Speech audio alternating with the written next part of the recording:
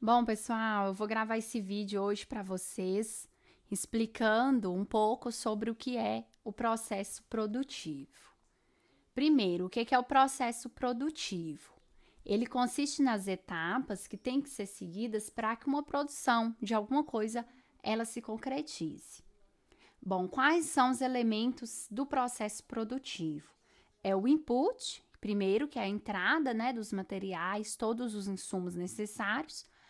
Depois nós vamos ter o desenvolvimento, que é a transformação, então, desses materiais no produto final. E output, que é a saída desses materiais já transformados. Então, eu trouxe para vocês aqui essa função que eu acabei de explicar para vocês. Então, primeiro aqui, nós temos o input, né? Então, aqui dentro do input, nós temos a entrada dos recursos humanos, financeiros, tecnológicos, né? A informação, o conhecimento necessário e outros. Dentro aqui, depois do input, vem a transformação, que aqui entra toda a engenharia do processo e do produto, de como o produto vai ser produzido, quais as etapas que têm que ser seguidas, quais os métodos, né?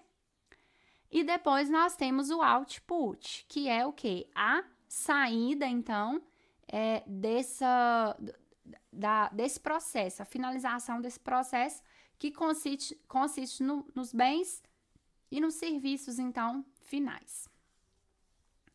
Em todo esse processo é preciso o quê? O controle de qualidade, né, do processo produtivo, para saber se está tudo saindo, se o produto vai sair com a qualidade planejada. É preciso analisar os custos de produção e os resultados, então, desejáveis ou indesejáveis da produção, porque as falhas da produção podem comprometer ali o processo também.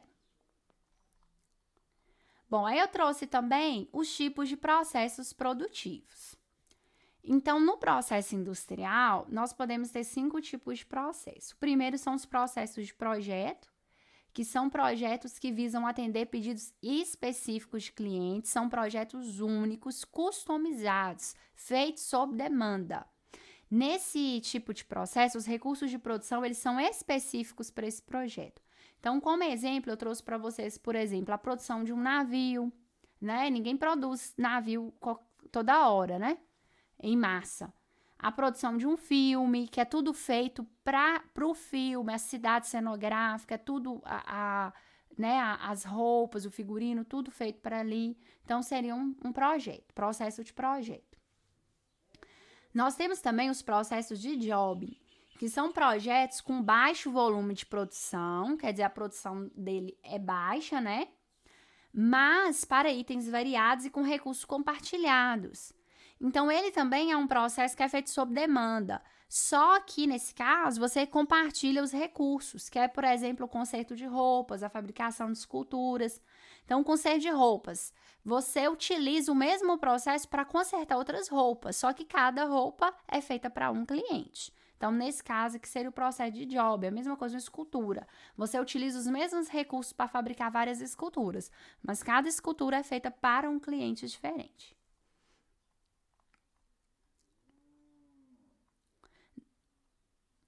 Nós temos também a produção em lotes. O que é a produção em lotes? São grandes volumes de produção, né? Padronização do processo e produtos semelhantes. Então, quando existe um volume de produção muito grande, né?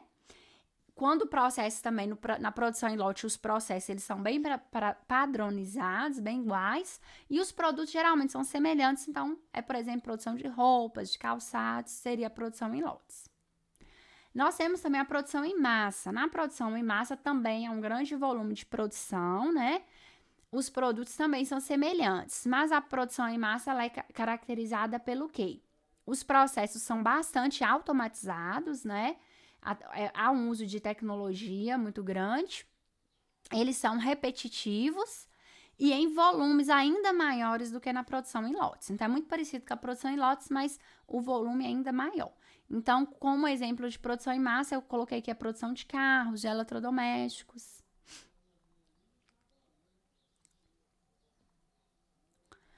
E aí, nós temos também os processos contínuos, né? Que é o último. é onde a produção ocorre 24 horas por dia, sem interrupções em grandes volumes. Então, seria para produções que não há interrupção, não tem como haver interrupção. Então, coloquei aqui, por exemplo, a produção de energia, que é uma produção ininterrupta, né?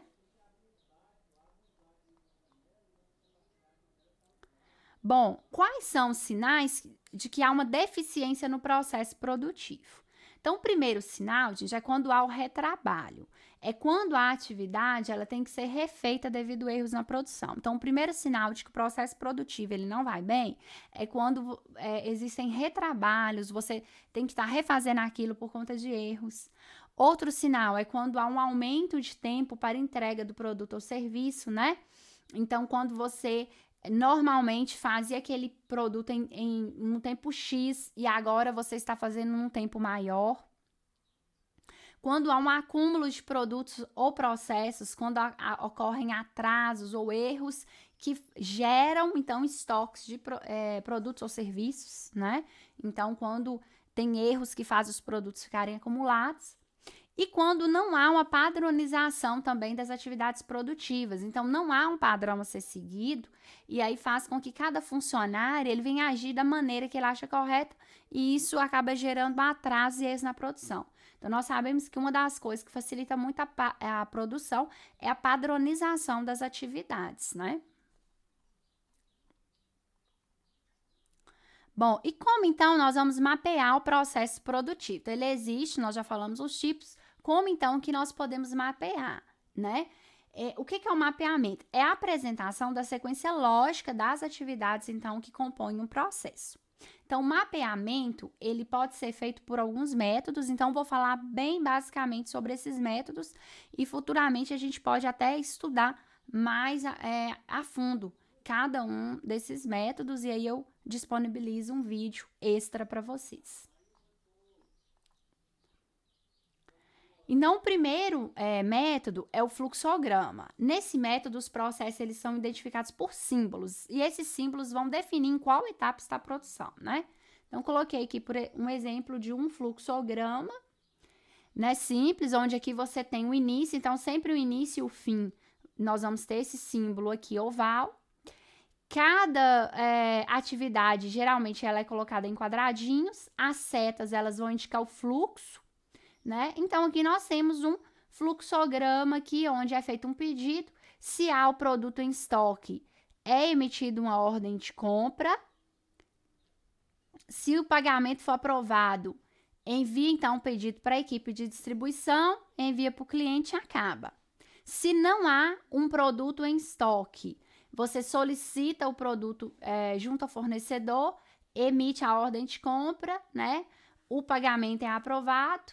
Se o pagamento for aprovado ao recebimento do produto em estoque, então ele volta para cá de novo para emitir a ordem de compra, né? Então, aqui ficou faltando o sim ou não, mas se o pagamento é aprovado, nesse caso aqui é sim, tá, gente? Pagamento aprovado, envia o pedido para equipe de distribuição. Nesse caso aqui ficou faltando o sim ou não também. Se há produto em estoque, você emite a ordem de compra. Se não há um produto em estoque, no caso aqui é não, você solicita o produto, então, junto ao fornecedor. O segundo método que eu trouxe para vocês é bem interessante, é o mapa ou fluxograma, que é um fluxograma colocado dentro do mapa da área de produção. Fica mais fácil para toda a empresa, as pessoas entenderem os processos, porque está dentro da linha de produção. Então, é mais fácil para o colaborador ali, ele entender cada processo. É muito utilizado, então, em linhas de montagem.